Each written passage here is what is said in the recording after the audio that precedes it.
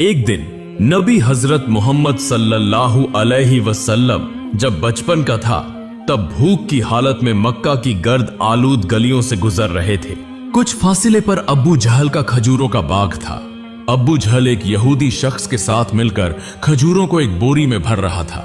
नबी मोहम्मद सल्लल्लाहु अलैहि वसल्लम उस वक्त भूखे थे, इसलिए 2 खजूरों की उम्मीद लिए अब्बू जहल के खजूरों के बाग की तरफ बढ़ने लगे। नबी मोहम्मद सल्लल्लाहु अलैहि वसल्लम आहिस्ता आहिस्ता उस खजूरों के बाग में पहुंचे और अब्बू जहल को सलाम करके अदब से अर्ज किया, चचा जान, मुझे बहुत भूख लगी है, क्या आप मुझे 2 खजूरें दे सकते हैं? उस वक्त अब्बू जहल ने हिकारत भरी नजरों से देखते हुए कहा, ए मोहम्मद, मैं तुम्हें खजूर दे सकता हूँ, लेकिन एक शर्त है। वह जो शख्स वहाँ खड़ा है उसके पास जो बोरी है वह तुम अपने सर पर रखकर मेरे घर तक पहुंचा दो, तब तुम्हें खजूर मिलेगी। तब नबी फौरन उस यहूदी शख्स के पास चले गए। यहूदी शख्स हैरत से देखकर बोला, ए लड़के मोहम्मद, तुम यहाँ क्यों आए हो? नबी सल्लल्लाहु अलैहि वसल्लम ने फरमाया, मैं यह बोरी अपने सर पर रखकर ले जाना चाहता हूँ।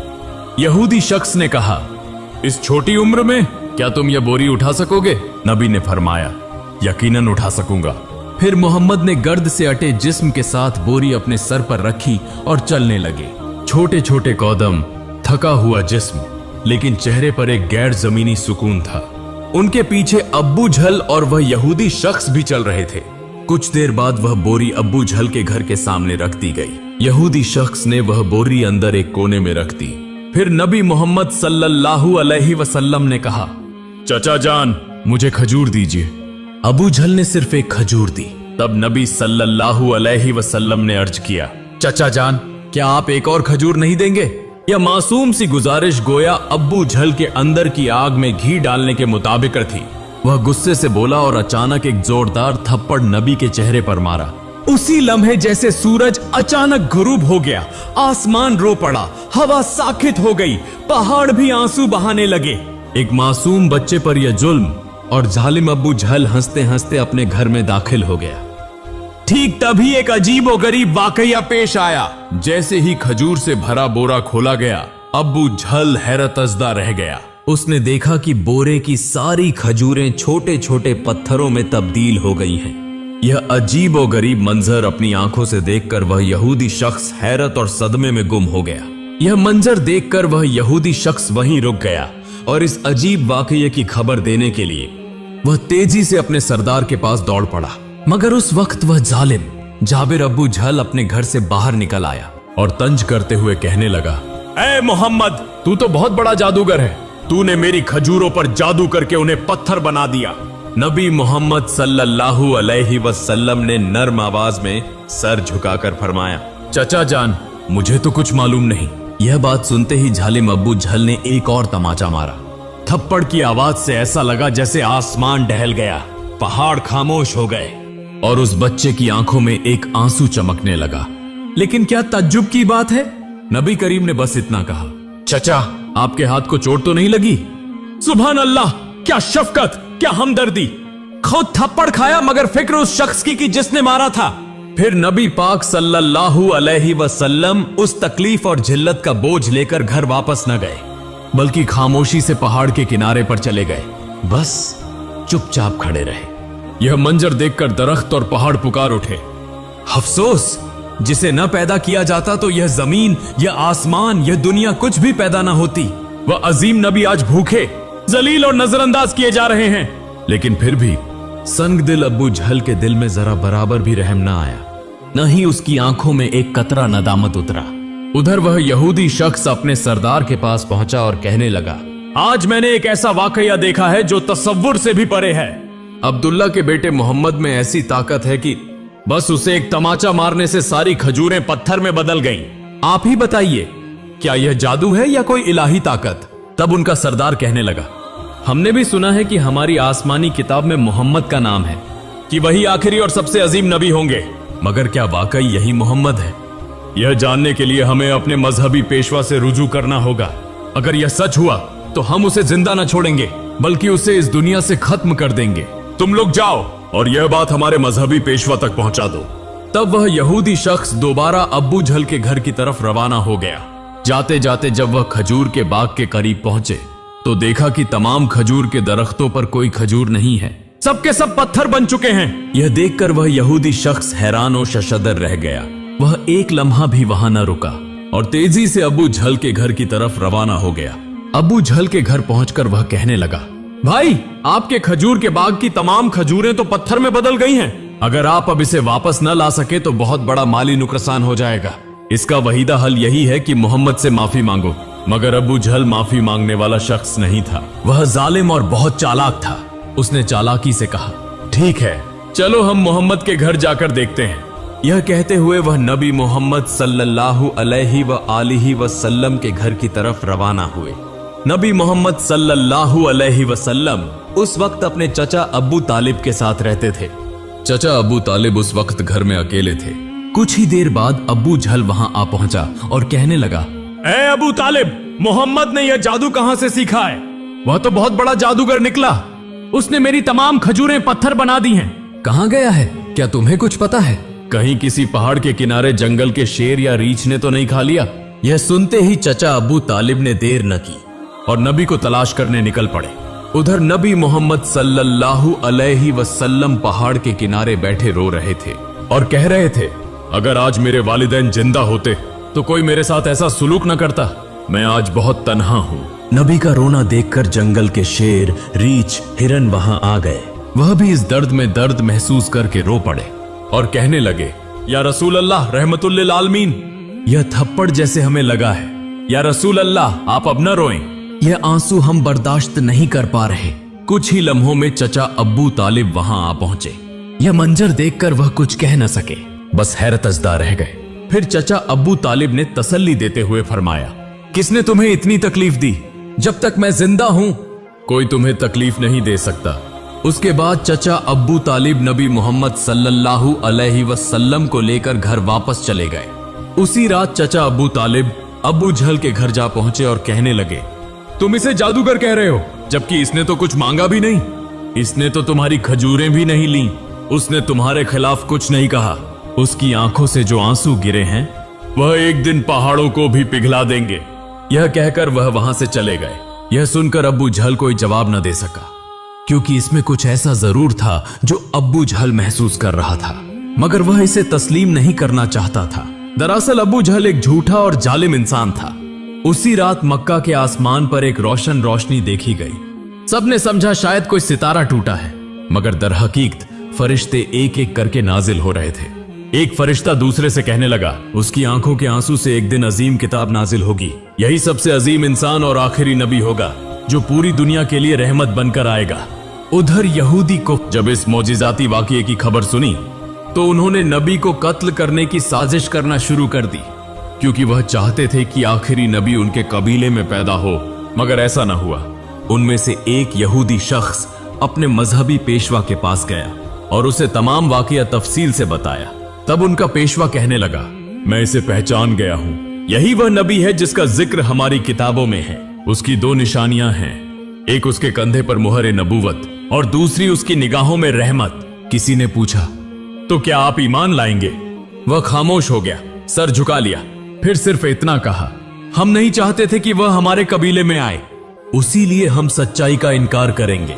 दूसरी तरफ हर साल चचा अबू तालिब तिजारत की गरज से शाम का सफर किया करते थे। उस दिन भी अबू तालिब शाम की तिजारती सफर की तैयारी कर रहे थे।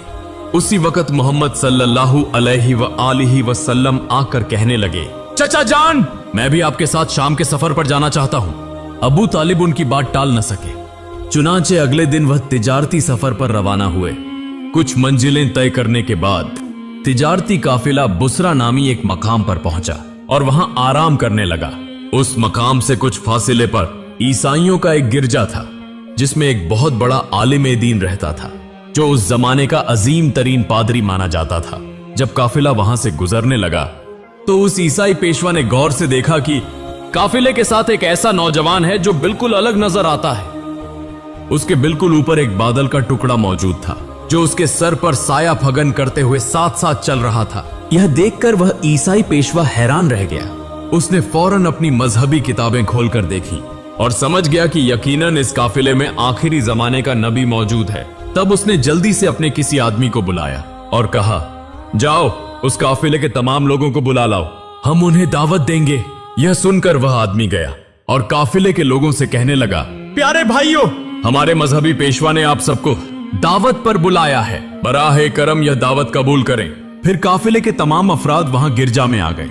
ईसाई पेशवा ने सबको खूब खाना खिलाया। कुछ देर बाद उसने अब्बू तालिब से कहा, ए काफिले के सरदार, यकीनन इसके वालिदैन का इंतकाल हो चुका है। अब्बू तालिब ने कहा, जी हां, आपका अंदाजा दुरुस्त है, उनका इंतकाल हो चुका है, अब मैं इसकी परवरिश कर रहा हूं। तब ईसाई पेशवा ने कहा, ए काफिले के सरदार, याद रखो तुम्हारा भतीजा यकीनन अल्लाह के आखिरी नबी होंगे, इसकी पीठ पर मुहरे नबूवत साबित है, तुम्हें चाहिए कि इस पर बहुत नजर रखो और इसे कभी अकेला न छोड़ो, क्योंकि अगर यहूद और नसारा को इसका इल्म हो गया तो वह इसकी जान लेने की कोशिश करेंगे, इसमें कोई शक नहीं। इस पर अब्बू तालिब ने कहा, आपको यह खबर कैसे मालूम हुई? ईसाई पेशवा ने जवाब दिया, मैंने तौरात की किताब में इस वाकये की तफसील पढ़ी है, अब तुम जाओ और अपने भतीजे को यहां ले आओ। अब्बू तालिब उसे लाने के लिए रवाना हो गए। कुछ देर बाद ईसाई पेशवा ने देखा कि एक और काफिला रवाना हो रहा है। वह फौरन वहां गया और उनसे पूछा, तुम लोग कौन हो, कहां जा रहे हो और क्यों जा रहे हो? उन्होंने जवाब दिया, हम रोम के सिपाही हैं, हमारे बादशाह ने हमें भेजा है। कहा जा रहा है कि दुनिया में आखिरी नबी का ज़हूर हो चुका है कई दिन पहले, हम उसी की तलाश में हैं। अगर हमें वह मिल गया तो हम उसे कत्ल कर देंगे। क्या तुम उसके बारे में कुछ जानते हो? तब ईसाई पेशवा ने जवाब दिया, तुम लोग उसे बेकार ही तलाश कर रहे हो। अगर वाकई अल्लाह ताला ने अपने आखिरी नबी को दुनिया में भेजा है तो वही उनकी हिफाजत भी करेंगे। किसी में इतनी ताकत नहीं कि वह उन्हें कत्ल कर सके, लिहाजा तुम लोग वापस रोम चले जाओ। यह सुनकर वह सिपाही वापस चले गए। यूं ही वह दिन गुजर गया। रात को ईसाई पेशवा ने अब्बू तालिब को गिरजा में बुलाया और कहा, ऐ काफिले के सरदार, देखा तुमने, मेरी बात सच साबित हुई। यहूद और नसारा आखिरी नबी के सख्त दुश्मन हैं। अगर उन्हें आखिरी नबी हाथ लग जाए तो वह जरूर कत्ल की कोशिश करेंगे, लिहाजा तुम्हें चाहिए कि अपने भतीजे को लेकर बैरून मुल्क न जाओ, वापस चले जाओ। फिर अगले दिन अबू तालिब ने बैरून मुल्क सफर तर्क कर दिया और वतन वापसी का इरादा किया। कुछ दूर जाने के बाद रास्ते में उन्हें एक घोड़ा नजर आया, लेकिन वहां कोई इंसान मौजूद न था। यह देखकर वह रुक गए। फिर उन्होंने देखा कि एक आदमी तकरीबन मुर्दा हालत में पड़ा है। दरअसल वह एक यहूदी था जो कभी आखिरी नबी को कत्ल करने आया था, लेकिन आज वही नबी अपने हाथ से उसे पानी पिलाकर जिंदा कर रहा था। फिर उसे साथ लेकर काफिला दोबारा सफर पर रवाना हो गया। यूं चलते चलते काफिला एक समंदर के किनारे पहुंचा जहां मछुआरों की एक बस्ती थी। वहीं काफिला आराम के लिए रुका, लेकिन वहां के मछुआरे बुत परस्त थे और शदीद तोहमत परस्ती में मुब्तिला थे। अबू तालिब अचानक एक जगह पहुंचे जहां देखा कि कुछ मछुआरे बुत परस्ती में मसरूफ हैं। उन्होंने उनमें से एक से पूछा, प्यारे भाइयों, तुम इस तरह बुत परस्ती क्यों कर रहे हो? तब उस शख्स ने जवाब दिया, हमारी जाल में कई दिनों से मछली नहीं आ रही, लिहाजा हमने समंदर के देवता को खुश करने के लिए यह पूजा का इंतजाम किया है। उधर नबी करीम सल्लल्लाहु अलैहि वसल्लम ने देखा कि एक बड़ी मूर्ति के साथ एक मां और उसके बच्चे को जंजीरों से बांध दिया गया है। उन्हें कुर्बानी के तौर पर चढ़ाया जाने वाला था, क्योंकि मछुआरे का अकीदा था कि ऐसा करने से उनका देवता खुश हो जाएगा और दोबारा जाल में मछलियां आएंगी। तब नबी करीम सल्लल्लाहु अलैहि वसल्लम वहां तशरीफ ले गए और उन मां बेटे को जंजीरों से आजाद कर दिया। उसी लम्हे एक मछुआ वहां आया और कहा, जिन्हें हम कुर्बानी देने के लिए बांध कर रखे थे, उन्हें एक बच्चा आजाद कर गया है। यह सुनकर सब लोग नबी करीम सल्लल्लाहु अलैहि वसल्लम को पकड़ने के लिए तेजी से वहां जाने लगे। तब चचा अबू तालिब उन्हें रोकने के लिए आगे बढ़े और उसी वक्त सबने देखा कि समंदर के करीब वह बड़ी मूर्ति खुद ब खुद गिरकर टूट गई है। समंदर में मौजें उठने लगी और उन मौजों के साथ साथ बहुत सी मछलियां ऊपर आ गईं। यह देखकर मछुआरों की पूरी बस्ती के लोग बहुत सी मछलियां पकड़ने में कामयाब हुए और खुशी से झूम उठे। यह देखकर अब्बू तालिब हैरान रह गए। दरअसल नबी करीम सल्लल्लाहु अलैहि वसल्लम उस वक्त समंदर के किनारे खड़े होकर अल्लाह ताला से दुआ मांग रहे थे। नबी करीम सल्लल्लाहु अलैहि वसल्लम की दुआ की बरकत से अल्लाह ताला ने उन्हें मछली अता फरमाई। फिर उनका काफिला मक्का की तरफ रवाना हो गया। मक्का पहुंचने के बाद नबी करीम सल्लल्लाहु अलैहि वसल्लम अपने चचा अबू तालिब की बकरियां चराया करते थे। एक दिन बकरियां चराते हुए वापसी पर नबी करीम सल्लल्लाहु अलैहि वसल्लम ने देखा कि एक जगह गुलामों और लौंडियों की खरीदो फरोख्त हो रही है। मर्दों को गर्म लोहे की सलाखों से जुल्म और सितम का निशाना बनाया जा रहा है और औरतों को ऊंची कीमत पर बेचा जा रहा है। यह मंजर देखकर नबी करीम सल्लल्लाहु अलैहि वसल्लम को बहुत दुख हुआ। उधर नबी करीम सल्लल्लाहु अलैहि वसल्लम के एक चचा अबू लहब गुलामों की खरीदो फरोख्त का काम करता था। वह एक लौंडी को इंतहाई महंगे दामों बेच रहा था। तब उसी लौंडी का शौहर आकर कहने लगा, हुजूर आप यह काम न करें, हमें माफ कर दें। वह बहुत आजिज़ी और फरियाद करने लगा, लेकिन अबू लहब उसकी एक न सुनता।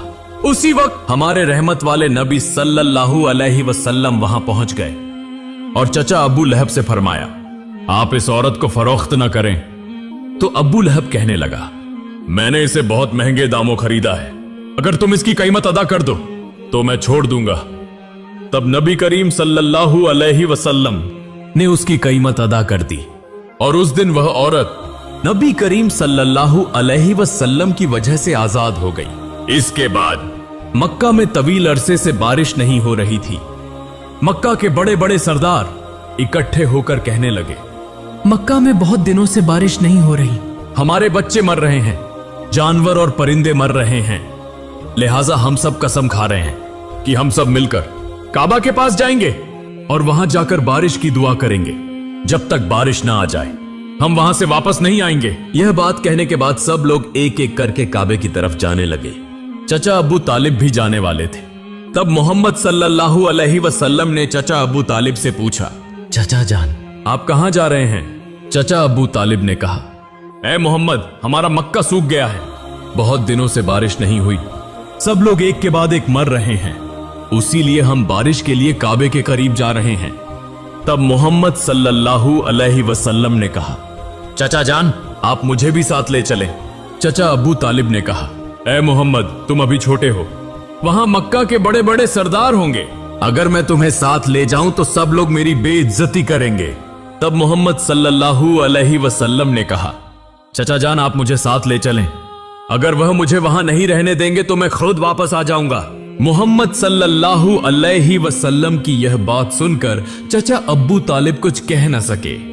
दरअसल वह उन्हें बहुत चाहते थे, उसी लिए उन्होंने मोहम्मद सल्लल्लाहु अलैहि वसल्लम को लेकर काबे की तरफ रवाना हुए। कुछ देर बाद वह काबे के पास पहुंचे।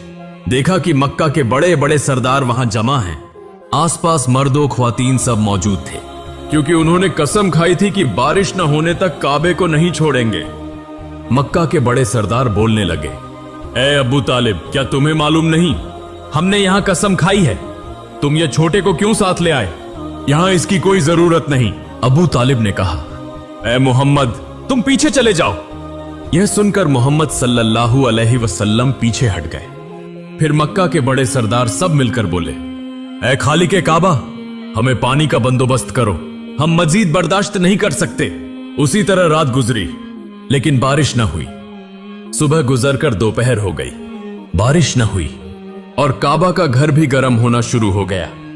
इस दौरान 3 लोग गर्मी बर्दाश्त न कर सके और गर्मी की शिद्दत से बेहोश हो गए। कुछ लोगों ने उन्हें ले जाकर इलाज करवाया। उसी दौरान मोहम्मद सल्लल्लाहु अलैहि वसल्लम चचा अबू तालिब के पीछे लग गए।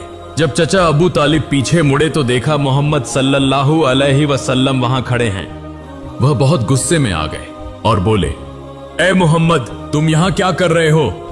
तब मोहम्मद सल्लल्लाहु अलैहि वसल्लम ने कहा, चचा जान मुझे आने दो, मैं जानता हूं कि अल्लाह ताला पानी बरसाएगा।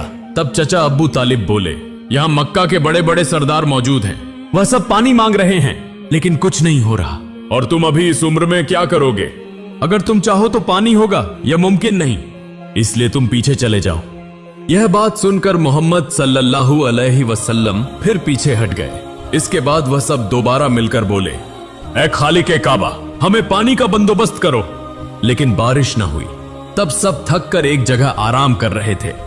चचा अबू तालिब पीछे मुड़कर देखने लगे तो फिर भी मोहम्मद सल्लल्लाहु अलैहि वसल्लम वहां मौजूद थे।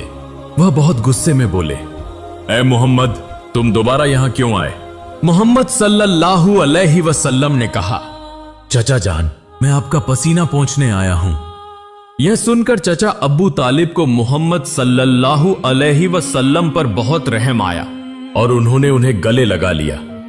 तब मोहम्मद सल्लल्लाहु अलैहि वसल्लम ने कहा, चचा जान, मुझे एक बार काबे के पास जाने दो। अगर मैं गया तो अल्लाह ताला पानी बरसाएगा। वहां मौजूद मक्का के सरदारों में से एक ने यह बात सुन ली। मोहम्मद सल्लल्लाहु अलैहि वसल्लम जोर से बोले, ए मक्का वालों, देखो पानी आ रहा है। सब लोग हैरत से बोले, कहां पानी आया? हम सब गर्मी में मर रहे हैं और तुम कह रहे हो पानी आया? उनमें से एक ने कहा, ए मोहम्मद, तुम आगे बढ़ो। लेकिन दूसरे सरदारों ने कहा, अगर हम जैसे बड़े सरदार हैं और यह आगे चला गया तो हमारा वकार चला जाएगा। काफी बहस के बाद मोहम्मद सल्लल्लाहु अलैहि वसल्लम को काबे के सामने जाने की इजाजत दी गई। मोहम्मद सल्लल्लाहु अलैहि वसल्लम जब काबे के पास पहुंचे तो आसमान की तरफ देखकर अल्लाह से दुआ की। इतनी देर में मक्का में जोरदार बारिश होने लगी। देखते ही देखते मक्का के गिर्दो नवाह बारिश से भर गए। यह देखकर मक्का के लोग बहुत खुश हुए और बारिश में भीगते हुए अपने अपने घरों को लौट गए। मोहतरम नाज़रीन, एक बार गौर कीजिए, यह किस्सा सिर्फ तारीख नहीं, यह मोहब्बत, दर्द और तकवा की जिंदा मिसाल है। हमारे रहमत के नबी सल्लल्लाहु अलैहि वसल्लम ने कितनी तकलीफें बर्दाश्त की, फिर भी उन्होंने किसी को लानत नहीं दी, बस दुआ की, ऐ मेरे रब, मेरी उम्मत को माफ फरमा दे। वह नहीं जानते कि मैं कौन हूं। यही वह नबी हैं जिनकी मोहब्बत के बगैर जन्नत के दरवाजे किसी के लिए नहीं खुलेंगे। और आज हम इस दौर के मुसलमान कितना रोए हैं उनके लिए, कितना मोहब्बत करते हैं उनसे, कितना उनकी सुन्नत पर अमल करते हैं। एक बार सोचें, जिस नबी के दर्द पर पहाड़ रोए, दरख्त रोए, जानवर रोए, और हमारी आंखों से आंसू नहीं निकलते, हमारा दिल क्यों नहीं हिलता? मोहतरम नाज़रीन, आइए हम सब दुआ करें, अल्लाह ताला हम सबको इस रहमत वाले नबी की वसीले से माफ फरमाए। अल्लाह हमारी दुआ कबूल फरमाए, आमीन।